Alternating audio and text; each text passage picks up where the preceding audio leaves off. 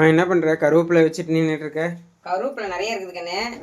நல்ல வாசமான கருவேப்பிலையா இருக்குது. நல்லா சூப்பரா வாசம் அடிக்கும். இந்த கருவேப்பிலை நல்லா உடம்புக்கு நல்லது. அதனால வந்து கருவேப்பிலை துவையல் அரைக்கலான்ட்டு கொஞ்சம் நல்லா எடுத்து வச்சுக்கிறேன். இதெல்லாம் நான் தண்ணி ஊற்றி கழுவிட்டு நல்லா தண்ணி இல்லாமல் எடுத்து வச்சிருக்கிறேன். இப்போ இதெல்லாம் அரைச்சி எண்ணெய் ஊற்றி கொஞ்சோண்டு கடுகு வெந்தயம் இதெல்லாம் போட்டு பூண்டெல்லாம் போட்டு நல்லா வணக்கி விட்டு இதெல்லாம் ஆட்டி ஊற்றணுங்கண்ணே. அதுக்கோசரம் இதெல்லாம் எடுத்து வச்சுட்டு இருக்கிறேன். நான் கொஞ்சோண்டு மிளகு ஜீரகம் உப்பு பெருங்காய கட்டி கொஞ்சோண்டு எடுத்து வச்சுக்கிறேன். வர கொத்தமல்லி கொஞ்சோண்டு வெந்தி இதெல்லாமே போட்டு பொடி பண்ணணும். இதை பொடி பண்ணிக்கணும். புளி நல்லா சுடு தண்ணி நல்லா சுடன்னு இருக்கிற தண்ணியில் போட்டு ஊற வச்சுருக்கிறேன். இது அப்படியே இதெல்லாமே போட்டு அரைக்கிறது தான். கொஞ்சோண்டு பூண்டும் கருப்பு தலையும் போட்டு அரைச்சிக்கலாம். அதை அப்படியே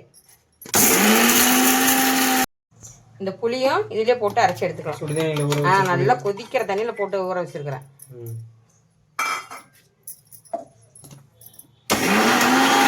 அடுத்தது மிளகாத்தூள் மஞ்சத்தூள் நம்ம காரத்துக்கு ஏற்ற மாதிரி எல்லாமே இதுலேயே போட்டு அரைச்சி எண்ணெய் நல்லெண்ணெய்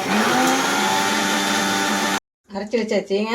நல்லா இது தேவையான அளவு கொஞ்சம் எண்ணெய் கொஞ்சம் உண்டுனா தான் ஊற்றணும். எண்ணெய் காஞ்சிக்கிச்சிங்க. கொஞ்சோண்டு கடுகு உளுத்த பருப்பு வெந்தயம் கருவேப்பிலை கொஞ்சம் பூண்டு நல்லா சின்ன பூண்டாகவே எடுத்து வச்சுருக்கிறேன். இது இதில் சேர்த்துக்கலாம். பூண்டு நல்லா கலர் மாறிடுச்சுங்க. பாரு இந்த அளவு கலர் மாறிடுச்சு. இப்போ நம்ம அரைச்சி வச்சதை இதில் அப்படியே எடுத்து சேர்த்துக்குவோம். நல்லா அரைச்சதை இதில் எல்லாம் எடுத்து ஊற்றியாச்சுங்க. இப்போ நல்லா எண்ணெய் கொஞ்சமாச்சு எண்ணெய் நிறைய வேணும். ஏன்னா இது ஊறுகாய் மாரி தானே நல்லா சூப்பராக இருக்குங்க. புளியெல்லாம் போட்டெல்லாம் அரைச்சாச்சு. அரைக்கும் போது கொஞ்சம் உப்பு போட்டேன். இப்போ கொஞ்சம் உப்பு போட்டுக்கலாங்க. 10ல் போட்டுக்கலாம்.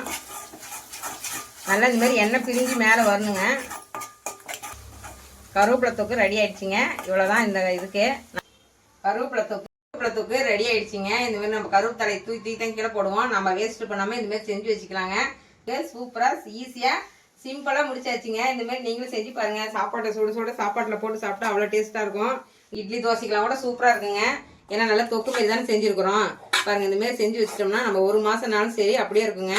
நல்லா கொஞ்சம் புளி கொஞ்சம் நிறையா போட்டு நம்ம சுடு தண்ணியில் போட்டு தண்ணியில் எதுவுமே ஊற்ற கிடையாது. சுடு தண்ணியில் நல்லா ஊற வச்ச புளி போட்டு அரைச்சி எண்ணெய் இதுதாங்க. இந்தமாரி நீங்களும் செஞ்சு பாருங்கள். மறக்காமல் சப்ஸ்கிரைப் பண்ணிவிடுங்க. அடுத்த வீடியோவில் பார்க்கலாம். பாய்.